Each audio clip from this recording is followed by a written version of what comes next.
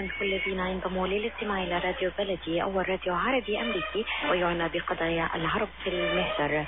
برامجنا في راديو بلدي كل يوم جمعة من 8 وحتى 9 صباحا مع ليلى الحسيني في بث حي ومباشر وعبر WNZK راديو 690 AM. صباح الخير بلدي، صباح الخير لكل مستمعينا. Welcome to Radio Baladi, the first Arab, Middle Eastern, and American simulcast radio show. Radio Baladi is broadcast every Friday morning on WNZK 690 AM from 8 until 9 Eastern Time on Good Morning Michigan with Layla Al-Husseini. Our call-in number 248-557-3300. And now, stay tuned for the best radio talk show on Arab and American issues with your host, Layla Al-Husseini.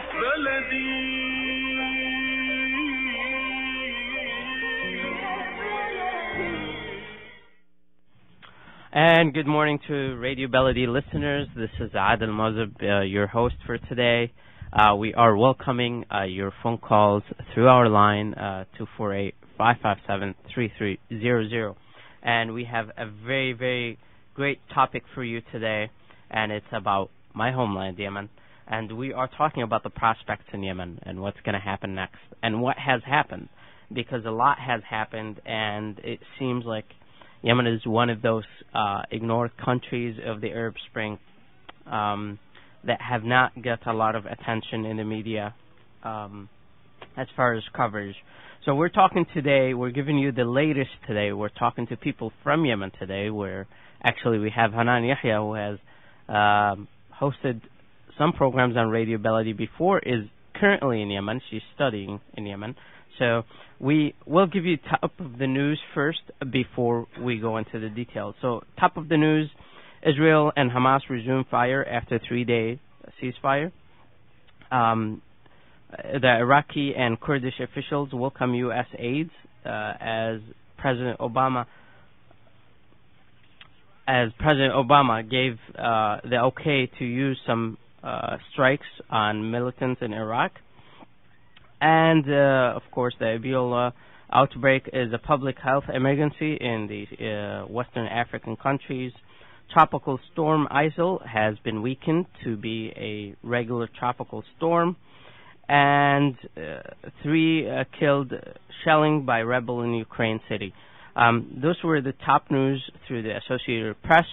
And we will get into our topic today of Yemen. What's the prospects? We have today as guests Hanan Yahya from Yemen, who we will try to hopefully have on the air. If not, she has recorded some of her answers for the show because of the electricity in Yemen. So classic Yemen for you there. We also welcome your comments on Twitter, on Facebook, through the hashtag of Radio Baladi. So if you have any questions to one of our guests today, you're very welcome to use the hashtag Radio Baladi, and we will ask your question as soon as we get it. So as I was talking today, as I was mentioning before, the topics today is Yemen, although there's another topic which people asked me to do the show on, but it was a little bit too late, and that was, I do want to mention it on the air, that Dearborn has become the second city of most watched cities after New York City, which was very interesting. And there was a lot of local coverage media last night news. So hopefully we can cover this in later shows in U.S. Arab Radio or Radio Baladi. So back to the topic, Yemen was part of the Arab Spring wave in which demonstrations broke out throughout the country.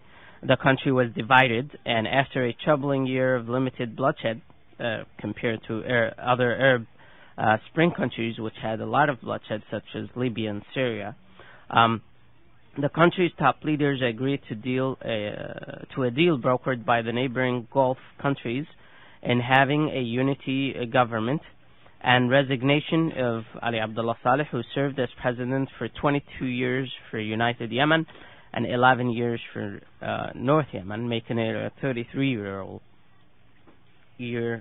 rule.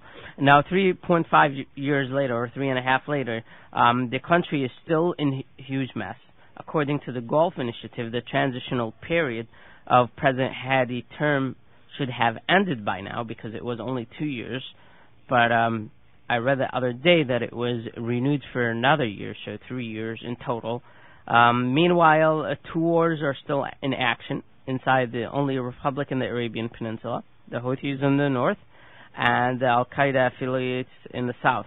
And there's also, in addition to that, there is a peaceful or a movement in the south to kind of leave the Union and go back to south in North Yemen.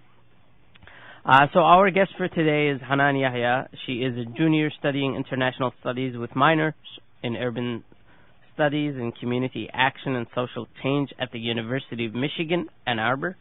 Hanan is pre-law and is an inspiring entrepreneur and educator.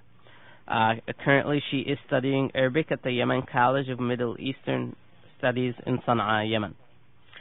We also have Dr. Hamza Shargabi, who is a medical doctor and a political activist known for his writings and videos and media presence during and after the Yemeni Arab Spring in 2011. His humanitarian work with the Red Cross and Doctors Without Borders, as well as many other local and international organizations, took him all over Yemen and the Arab region. Currently, he is a prospective postgraduate at the Boston Medical Center. So those are two of our guests today, and we will be talking to them about the prospects and what's going to happen in Yemen. And Hamza now is on the line. Hamza, welcome to the show. Good morning. Good morning.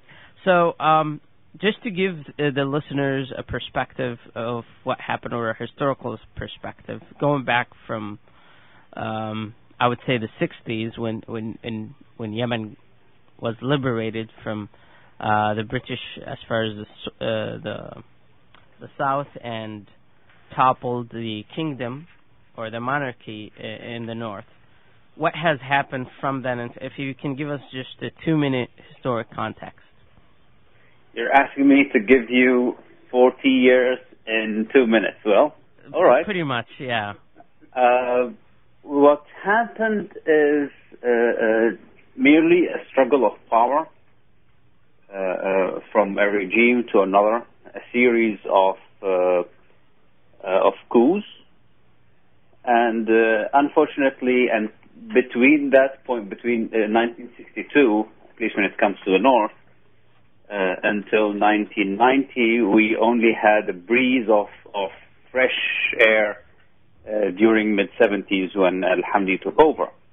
Other than that, it was just a series of coups, and then ended up with Ali Saleh in 1977. In 1990, after the unity happened, there was a lot of hope, there was a lot of energy in the country for at least a couple of years, until yet again he and his allies started a wave of assassinations that led into the war of 1994. And from that point onwards, he felt he's powerful enough to do whatever he wants. He and his allies.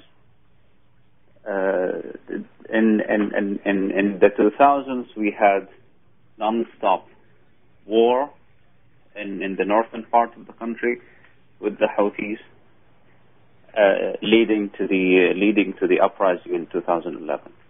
Okay. So, by the way, great 2 minutes there. But we wanted just to give a context for the listeners who might not know about the history of Yemen, because it's very, very important to understand the history, to understand why we have come to this point. So in 2011, the Arab Spring broke out in Tunisia and Egypt, and Yemen followed. Do you think Yemen was fit for the Arab Spring, since you have witnessed it? Were we kind of, quote-unquote, ready? Well, first off, Yemen didn't follow. The demonstrations started intensely in Yemen beginning sometime in January. during the revolution, during the first wave of revolution in Tunisia, which actually started happening before Egypt. But we have a horrible system of documenting this, and unfortunately, every party in the country would like to say that it was us, it was me, it was me, it was me. But there were intense demonstrations in several parts of the country, starting from January 2011. And some say that it even started in 2007 with the Southern resistance or the Southern movement. That's a whole different dynamic. That's as well as true. But let's go back to the Arab Spring context. Were we ready? Here's the thing. The normal person in Yemen is threatened in his day-to-day life. There is no health care. There is no proper work environment. There is no security. There is no supporting education. And after all of this, what is not there for people to go out screaming and shouting? People live. A graduate doctor, for example, I'm an expert of my own experience. Yes. A graduate doctor in the university hospital makes about $300 a month, if he is super lucky. $300 a month. My textbook costs $200. One of many. So it's impossible to survive decently on the economic and the environment that is being put. So you have people talk about corruption in Yemen. I'm sorry, there is no corruption in Yemen. It is the system. Corruption is the dynamic where everything is happening. It is not a sideline to a correct dynamic of governance. It is the governance. People and after all of that, people saying we were or we were not ready. If that doesn't make a perfect condition for chaos rather than the revolution, then call me mistaken. Yep. And so, going with the historic context, the revolution went on. The peaceful demonstrators were met with forceful force from the regime. There were some massacres in the capital as well as in other cities like Taiz and Aden. And a year later, the country was still in the same cycle of demonstrations, every Friday, every day demonstrations, calling for the president to step down until the Gulf countries and mainly Saudi Arabia stepped in. And then what happened? The Gulf countries and the 10 countries that are supporting the initiative, the GCC initiative, they didn't step in after 1 year. They stepped. Sorry? Yeah, that's right. They stepped in April. So the demonstration formed finally in February, in the beginning of February, and the initiative, the GCC initiative, came in late March, which is days after the massacre of the Day of Karama, the Day of Dignity, March 18.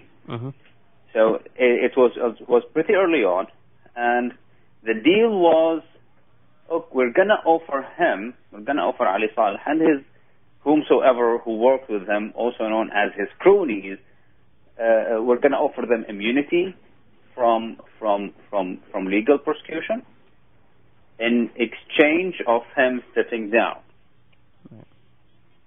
So the deal was, okay, he's gonna go out, he's gonna keep all of his money, or our money that he stole, and his immediate gang and family are going to keep the basic source of their power, which is the money and their property, and then everything is going to go all right, which is insane in any stretch of imagination.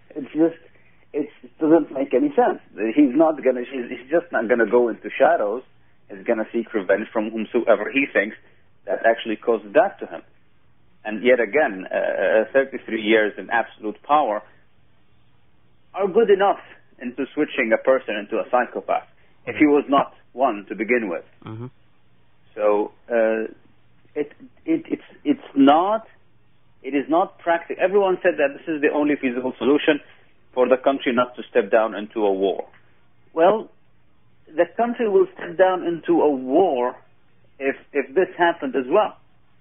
So this is not a safe strategic option, because you cannot expect someone who has been in power for 33 years, and like he had a lateral military, he had a lateral police organization, he had some sort of a shadow government that he was running things with, and you cannot expect such a person to just say okay, apparently this doesn't work out, so I'm going to go home and I'm going to write my diaries. It's not going to happen. It's very naive to think that he's just going to vanish from the political scene because some people told him so.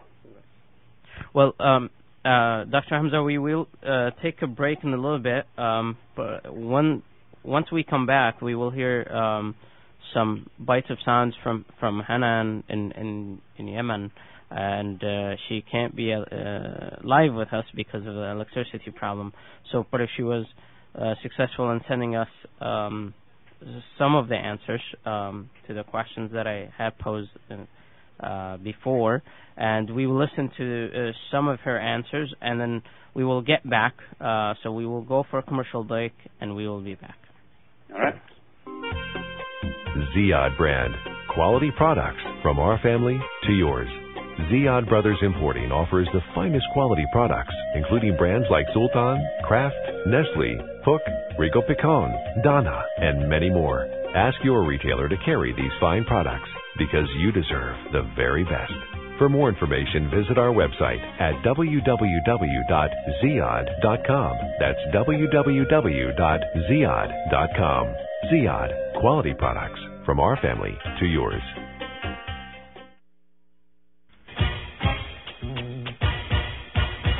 Betsy's Bridal and Formal, Michigan's largest selection of special occasion dresses. Exclusive bridal and cocktail fashions for formal engagements, proms, showers, pageants, mother of the bride and groom, and full bridal wear. Sizes 6 through 30. Betsy's has over 33 years in the bridal business. We promise you the best quality service and alterations. Betsy's Bridal and Formal is located at 6189 Haggerty Road in West Bloomfield. Call 248-669-9999. That's 248-669-9999. If you get into a car accident, how will you pick up the pieces when you can't work, when the bills pile up? Who will help you? Call 866-YOUR-RIGHTS. I called Jumana. She took care of everything. My medical bills, lost wages, and even a large settlement.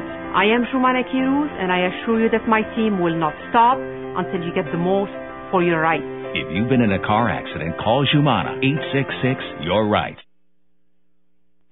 And we are back with Radio Belady. We're talking today about the prospects of Yemen, politically, socially, economically, educationally. And we're just talking with Dr. Hamza Ashagabi, who's with us from New York, talking about the historical context of what has happened. And we were just talking about the GCC initiative, which actually took place in Yemen, and Yemen ended up taking it. And right now, President Hadi is still in transitional period. And my question to you, Dr. Hamza, and then after that we listen to Hanan, when do you think this transitional period will end? According to me, or according to the... According to what's happening right now, do you think President Hadi right now will get another year or of extension? Here is on practical terms. On practical terms, the situation will remain for another couple of years at least. Doesn't seem likely that elections are going to happen. It doesn't seem likely there are no parameters. That's the main problem with this. There are no parameters for the transition to end. It's like, okay, at this point we think the transition is ending, therefore we're going to start the election. So until this point, there are no real parameters of the, at least not published parameters for the transition to end, and all the logical measurements are not feasible as well, because we have a deterioration in the basic services, namely electricity. It's torturous, and I think Hanan is really living her own personal hell with it. It is torturous to have electricity coming 2 hours a day. Right. They are sporadic. They were torturing us with it. We were like these little rats in labs. An hour in the morning and an hour and sometime in the middle of the night. But isn't this now the main concern? Is security, food, and electricity? That is the concern. That is always the concern. That is politics for you. Right. Whatever politicians are talking about, they're talking about economy, they're talking about security, and they're talking about legitimacy, election. And if those three things are nowhere to be found, then this is just lost. So, but from what I've seen, people now are more concerned about the first two than really what's going to happen in the country. It's like, get us first those stapled, and then let's have elections, or let's go ahead with politics. Or do they go hand in hand, do you think? Problem is, people who are leading the country, who have been leading the country, and who are leading the country until this point, they're not either creative, imaginative, or diligent enough to know any answers of these questions. Mm-hmm. They're not enough probably educated, or they're not enough creative, or probably not diligent enough to find solutions for these things, or to look for solutions for these things. They are as long as they are in power, as long as they have a piece of the pie, and they're holding on to it, then everything is okay.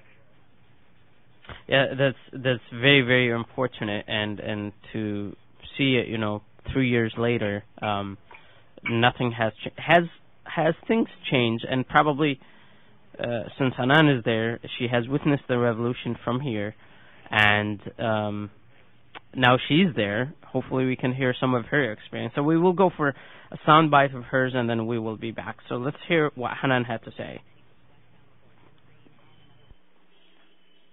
Peace be with you all, Adil and Hamza, who are both on the show today. I thank you for allowing me to come on and express my perspective and talk about my experiences having been here for the past few weeks.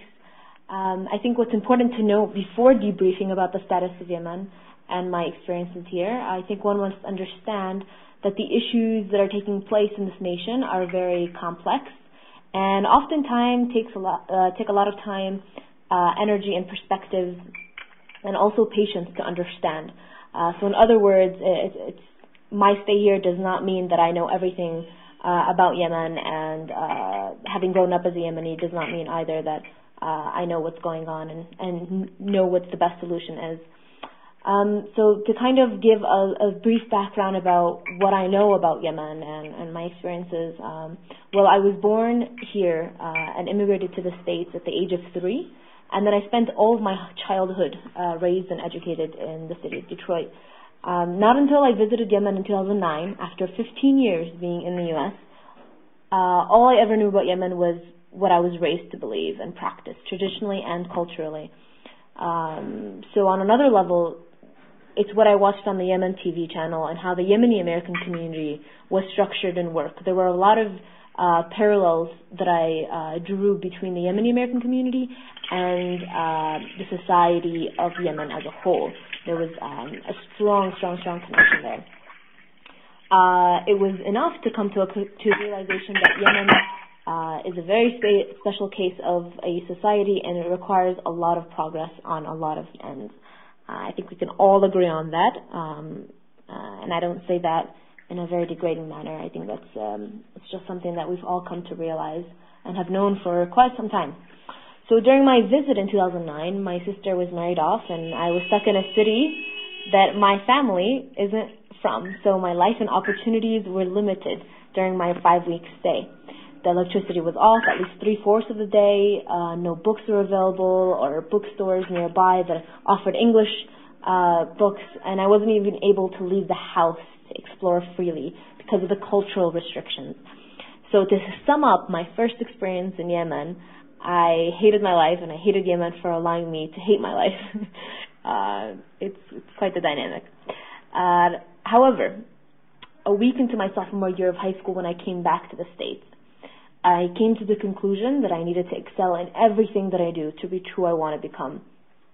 I needed to excel because people back home could not. Because the opportunities are luxuries for people back home, and I needed to take advantage of them. Otherwise, there's no difference between living in Yemen and living in the States. I never understood why or how things were the way they were in Yemen during my first visit or when I came back, but I knew I had to move forward with my life. It was a strong and solid realization that allowed me to pursue my dreams fearlessly and confidently. Thus, in my hate for Yemen, I found some hope and some opportunities to move forward and create a better future for myself. And here I am again. I'm in the same nation that I promised myself I would never to return to for any reason.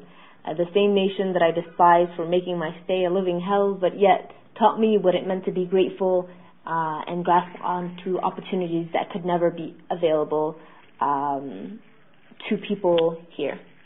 I'm currently studying advanced Arabic in Sana'a at the Yemen College of Middle Eastern Studies, and I also had hopes to see Yemen again under a different light and better understand the structures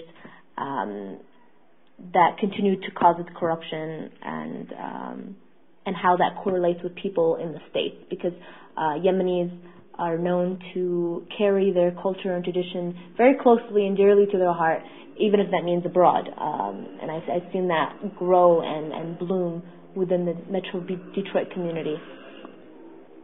So nonetheless, I've come to realize many things during my very short and intensive experience here. Please forgive me in advance if my conclusions are incomplete, misunderstood, or just simply different. Again, it's a very difficult perspective or situation to speak on, and I could never form a full picture of a situation when so many factors and so many perspectives play significant roles.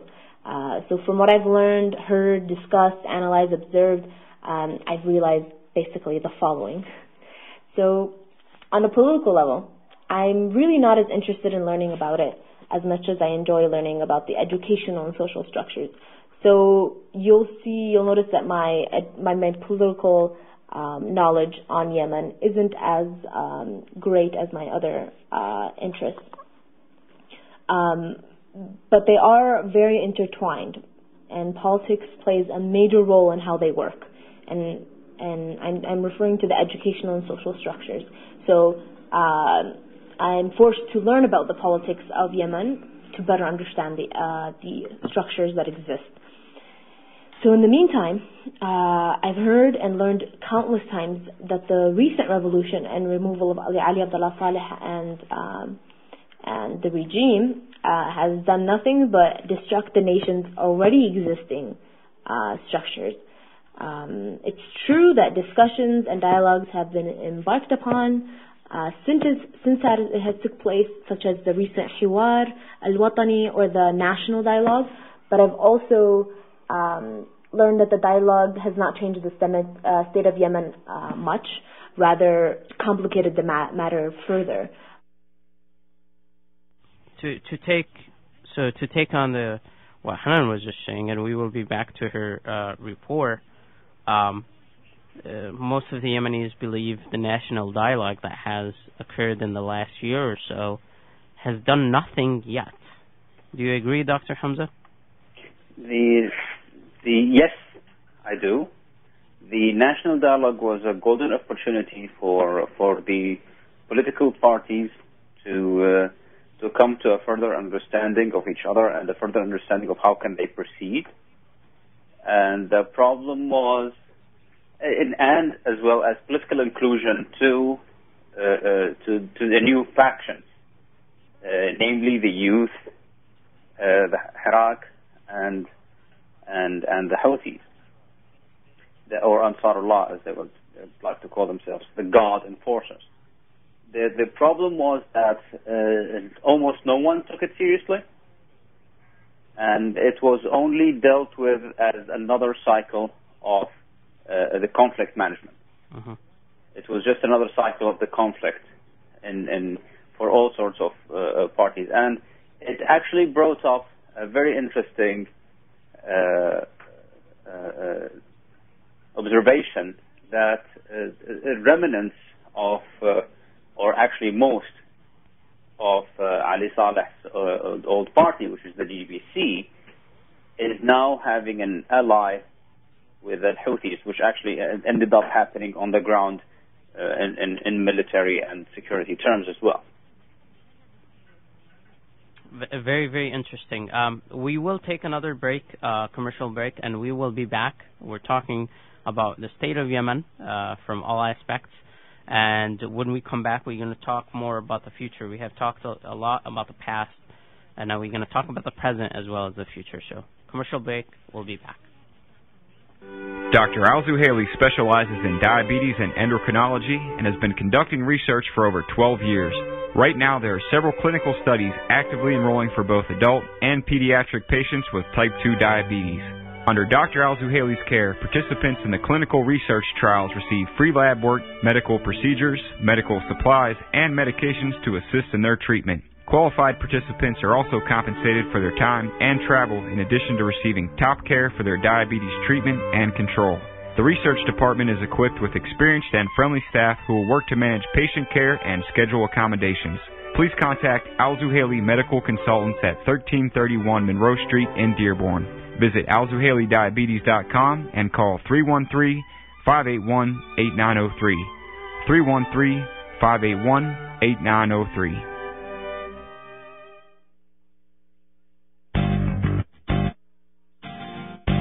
New Concept Product and Design، رائدة إعداد وتجهيز المطاعم والمطابخ بالمعدات بشكل كامل، غرف التبريد والثلاجات. يمكننا مساعدتكم في الحصول على التمويل اللازم لمشروعكم، وكذا الحصول على الإجازات اللازمة من الدوائر الصحية. نخدمكم بخبرة 25 عاما. ناجي عبود صديقكم الدائم. للاتصال الهاتف رقم 248-442-9292 248-442-9292 وتماما على 33900 West 8 Mile Farmington Hills. للمزيد من التفاصيل زيارة الموقع الإلكتروني www.nuconceptproducts.com.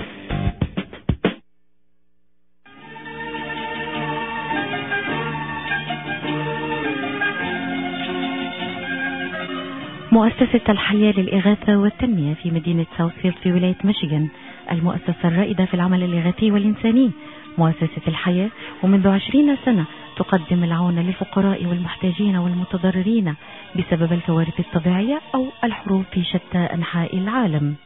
كما تقوم مؤسسة الحياة بكفالة الأيتام والعوائل الفقيرة وحفر آبار المياه في مناطق الحاجة.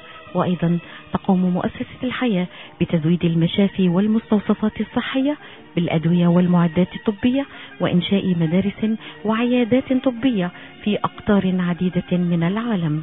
مؤسسة الحياة مرخصة للعمل في الولايات المتحدة الأمريكية وجميع التبرعات معفاة من الضرائب. اتصلوا بمؤسسة الحياة للإغاثة والتنمية على رقم الهاتف المجاني 1-800-827-3543 أو زوروا موقعهم الإلكتروني على www.lifeusa.org. And welcome to Radio Belady. This is your host Adil, and we have Dr. Hamza Shargabi, the medical doctor and political activist from New York. As well, we have some sound bites from Hanan Yahya, who is currently studying in Yemen, and she is a current student at the University of Michigan. There's a plug that I want to throw out there, and it's a humanitarian one. For the people of Gaza, there will be an activity in the city of Dearborn at Lapeer Park all day tomorrow. So they say, please join us in a day of solidarity and support for the innocent victims of Gaza, Palestine. All proceeds made at the fundraising event will go to the Palestine Children's Relief Fund. They will have bake sales, contacts, games, swimming, and more. Please make the time to stop by and give a little, as much as you can, to help those in need in Palestine. So the event will be held from 10 o'clock in the morning until 2 o'clock in the afternoon at Lapeer Park in Dearborn. So back to the topic, we're talking about the prospects in Yemen, about what's happening, about what's going to happen in a very unpredictable country. So Dr. Hamza, we were talking just before the commercial break about the national dialogue and what it has come to, and nothing has been done, and the country is still in a mess. Is there a way out? I think that's a very big question. I would like to think that many of the crises that are happening in the country are put there to coerce people's agreement to changes. Mm-hmm. And namely the electricity and the fuel crisis, or at least what was used to be the fuel crisis. Mm-hmm. And so these can be fixed. There are a lot of things that actually can be fixed, but there is a huge lack in political will, and there is this Bedouin style of thinking that first off I have to eradicate my opponent, and then when everything is in my hands, I'm gonna do well. Right. And this is a middle age. This is a monarchy. This is like the monarchy way of thinking. This is not a republican, or this is not how a republic thinks. There is this idea between politicians from all factions. They think, okay, once I eradicate everyone else, once I push everyone else out of the picture, it would be my turn to do and to work for the country or whatever. The problem is that the other parties are actually larger than being eradicated, and there is a lack of national identity for a lot of in a lot of factions, mainly due to the lack of education. Right. So they do spend more time actually fighting each other than really working for the country. They are not spending any time working for the country. Let's put that. It's as serious, as sad, as funny. It is. They are no one. During the national dialogue, I was watching the national dialogue, and no one during the national dialogue has offered a concrete, almost no, and I think the youth faction could produce a couple of very good basis for what could be perceived as a national identity and the national projects for the country. Everyone else was waiting for other people to take positions, so they took a different one. Wow. So, and I'm talking about everyone here. I'm talking about the GPC, Al-Islah, Ansar Allah, Al-Hirak, everyone, all those established, quote-unquote, established forces, they were just waiting for other parties to say something, so they took a different position just to spite them. Right. This is not a national being in opposition to other people is not a national project. It's not national. It's not an identity. It's just merely a game to a lot of those. So it was a missed opportunity. Yeah, it was. Especially if you got all those fractions of the country all into one place. We could have produced something. We could have came together. I would like to add something in that accord. If you would see the kind of people each faction pushed into the national dialogue, you would actually see what they were intending to. I mean, pushing people who are the troublemakers. Not only troublemakers, but if you're pushing someone who is, with all due respect, 70 years old, into designing the future of a country that he has never done good for, neither he's going to live it. What do you think he's going to do? In the national dialogue, I'm all about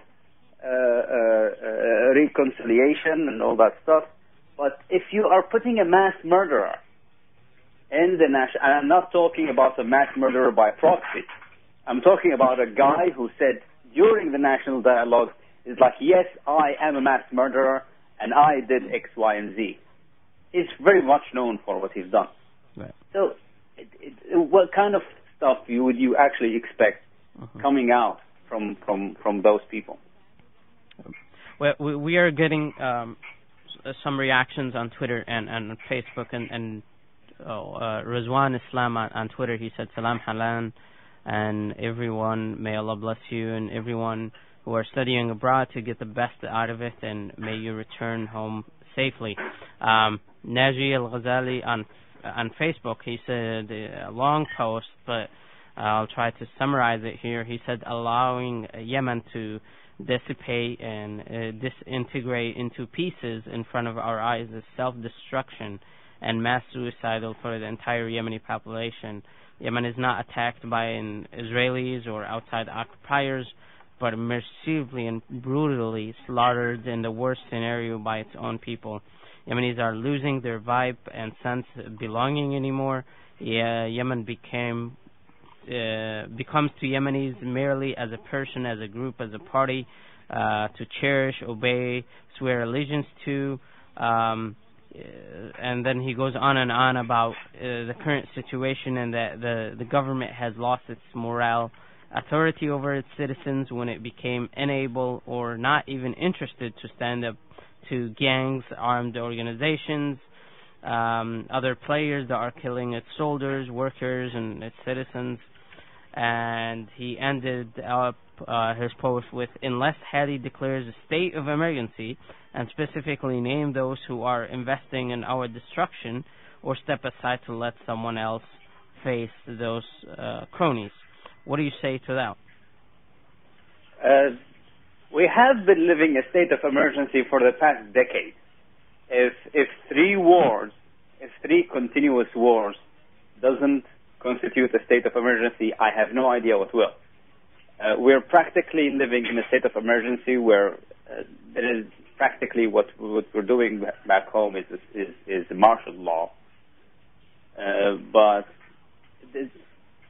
Hadi is becoming some sort of a crisis manager himself. He's adopting that Saleh mentality and Saleh like simple mind actions. So he's becoming this crisis manager where he's taking the country from one emergency to another, just to keep everyone busy with those. That's a very dangerous style of governance, because the country now is becoming addicted to crises. The country cannot build anything during crisis, just avoid problems. And this was actually said by one of the old people in Basundua's cabinet. He said, "We are not a government for," and he was very happy saying that. It was very strange to me to see a grown man who's happy to say that when he is actually in a position as a minister. Mm-hmm. He said, "We are not a government of development. Don't talk to us about development. We're not a government of development. We are a government of national reconciliation." Okay. So why are you in your position? What are you guys doing? Just like having stipends and like traveling around, and why are you there? So does Hadi want that? Based on what he does, I don't see that. Based on what he says a lot of things. But on what he is doing, until the point, he doesn't seem so interested in what happens to the country. He's doing a lot of power accumulation, mm-hmm. which is natural to an extent. He's consolidating all the power he can to enforce his position. But other than that, is he doing anything in this strategic sense for the country? I haven't seen anything. Is that going to happen? I don't see it likely. And that's a very heroic scenario. We will take more sound bites from Hanan, and then we will take a commercial break after that. So we'll go for the sound bites. We'll hear what Hanan had to say. With the new sections of Yemen, the divisions of Yemen, with the 6 iqlims, I believe is what they are. And every person I've come across has said the same thing, people in Yemen. And some people say they prefer the way life used to be. And that the revolution really didn't do anything but cause all this commotion and the removal of Abdullah Saleh, but not his government that's beneath him, which also helped cause the corruption. So it's very sad to hear that the revolution hasn't done much, but it's not a new realization either. I've heard that many times, and I think that's the case now. But when it comes to the 2 wars that are taking place, and I think as we speak, with the Houthis in the north attempting to win everybody's support with their infamous tagline, "Death to America," and the Al-Qaeda affiliates in the south that are causing nothing but trouble and attention to Yemen, which also allowed the U.S. to begin its drone strikes initiative to get rid of them. I think both are just tracking the progress of the Yemeni community. And they're not the only factors, and that's for sure. It's the people themselves as well. But the attention of Yemen is drawn to those 2 wars at the moment, and it's not looking very well. And Yemen's future as a whole is not looking very fruitful with these wars taking place and with the side effects of the revolution. Yes, I believe, and many others believe also, that there is still hope. So on an educational level, which I'm very interested in, I've noticed the education system that exists in the nation has a very strong curriculum. And I've heard that from many students who said that when they come from abroad or they study in Yemen compared to the other Arab countries, the Yemeni curriculum is very, very difficult and challenging, which is a great thing. But on a structural level, I kind of completely disagree with the way things work. The reason why education is so critical at this very moment in Yemen's history is because if people truly want to change Yemen, I think education is key, especially for the new generations. It's the work that we do in the U.S. with the Yemeni American communities as well. So it's something that the Yemeni community as a whole, whether back home or in the States or in the diaspora, anywhere, needs to work on. The realization that education is very, very important, and it's the first step to change and to progress. So to put it simply, the education system in Yemen, I realize, is all about money. So your level of education in Yemen depends on how wealthy your family is. In turn, the disparity of the people in education in Yemen grows larger by the day, and it's a very sad observation. So you have the wealthy who can afford to support their kids, and the very, very poor who cannot. And there are more poor than there are wealthy, and the disparity continues to grow. So even if parents want to change Yemen or their children wish to be educated, they do not have the financial means to support that intention. There are those who are financially capable enough to support their children to attend the best schools in Yemen, learn foreign languages, study abroad, and eventually land jobs that require a good education. I'm not in any way degrading these families for supporting their children using their wealth, but what I am doing is challenging the system that exists that allows the education system to run on money and allow this disparity to continue to grow. This, I believe, is one critical change that needs to take place immediately on a governmental level. If we're talking about revolution, and if we're talking about planting seeds and really making progress, this is the first step. And we will take now a commercial break, and once we come back, we're going to talk a little bit more about the future. If anybody else has other questions, you can tag Radio Baladi hashtag on Twitter or on Facebook, and we can read your question to our guest, at least to Dr. Hamza, who's live with us, because Hanan couldn't be with us because of the electricity problem. So commercial break, and we will be back for our last segment. لكافة أعمال بيع وشراء العقارات السكنية والتجارية المناسبة لكم اتصلوا بالخبيرة العقارية سناء بريخو. خبرة طويلة تساعدكم في الحصول على القرض وإتمام المعاملات بالسرعة المناسبة، والأهم ثقة في التعامل. مجازة رسميا من ولاية ميشيغان في عمليات البيع والشراء في جميع المدن التي ترغبونها. اتصلوا مباشرة بسناء بريخو على الرقم 248-755-3494 248-755-3494.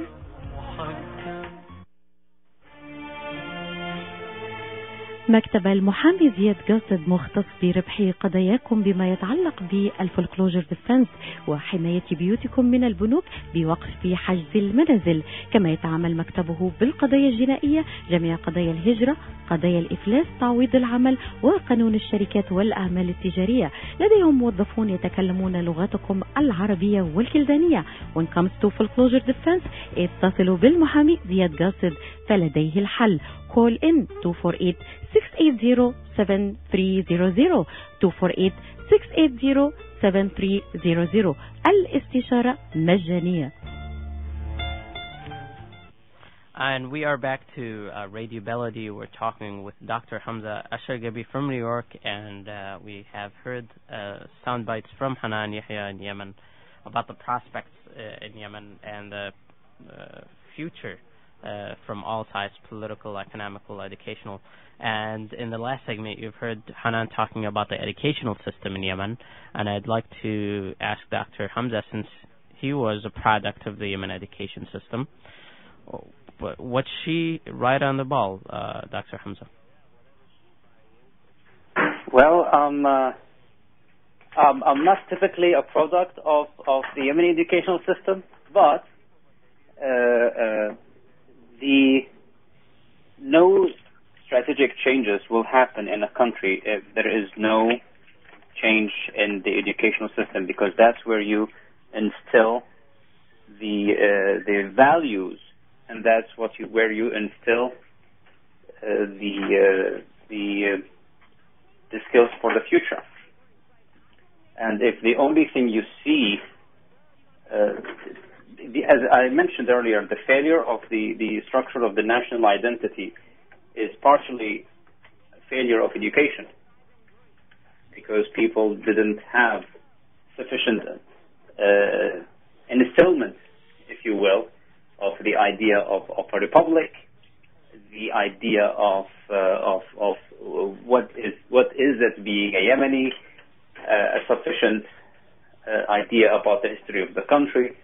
A lot of people don't know that, and that whenever that has failed, that led to political problems.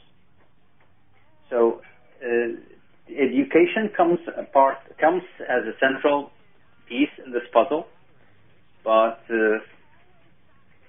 education is not going to improve. It's not a solitary point. So the government is not going to suddenly wake up and realize that education has to be fixed if it wasn't for anything else. Economy has to be fixed. Healthcare must be fixed. Education must be fixed. Security must be fixed. All of these things come from a central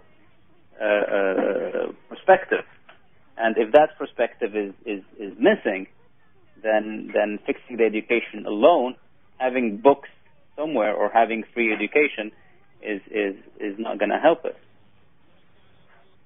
And by the way, let me just say this: since 1990, or actually since 1989, the government hasn't built a single school in the country, which is scary in its own accord. Everything that has been built in the educational sector since 1989 was made by the money of donors, and most of these things are supremely pathetic structures. You would find XYZ Development Fund building 2 classes in the middle of nowhere. It's a joke. So it's the government it hasn't taken a stand in this sector since 3 decades now, 2 decades. And if you look now at the overall picture, and we only have 2 minutes to go, of the country, lots of people might say, probably we have passed the brink of this so-called civil war, although we have 2 wars going on, as mentioned before. Yes, what war are we talking about that we avoided? As far as mass civil war between everybody. If we have passed that point, then what comes next? That's what people are asking right now. What's going to happen next, do you think, in the next few years? Is it more of the same? I'm afraid so. I think there are 2 active wars that might disintegrate into a full-blown war. And by the way, even major civil wars that people would think of, even like the Lebanese civil war, it was not everywhere. There were parts of the country that was actually living better off. So I think we are, in the practical terms, we are actually living in a state of civil war, in practical terms. But is that going to disintegrate to a point where everyone sees it, or actually people in Sana'a will see it? That's going to come to chance. But we are already economically and in security in that pit. Thank you, Dr. Hamza Al-Shagabi from New York, and thanks to Hanan Yahya and everybody who has participated. This is your host, Adil, and we'll talk soon. Thank you, and stay tuned for U.S. Arab Radio.